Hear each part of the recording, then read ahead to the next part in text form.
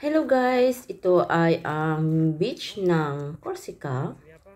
Hindi ko alam kung saang area to sa Corsica.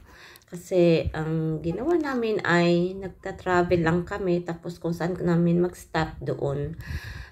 Ito ay mayroong hiding beach na kunti lang yung buhangin niya. Dito ay more of rocks.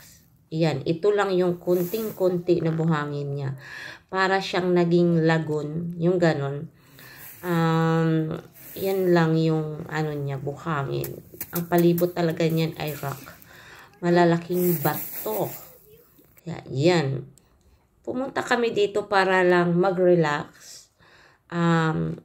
Para makakuha ng, hangin from the sea. Kayo? Ano to, hapon na to guys. Nasa mga 4 PM na to. Itong oras na to. Naglalakad lang kami dito. At pahirapan din ako mag-video dahil may maliit akong kasama. May 18 months ako na hawak niyan guys. At yung isa ko naman ay malaki na. Nag-i-explore na siya mag-isa. Walking. Kaya, yun lang. Bye!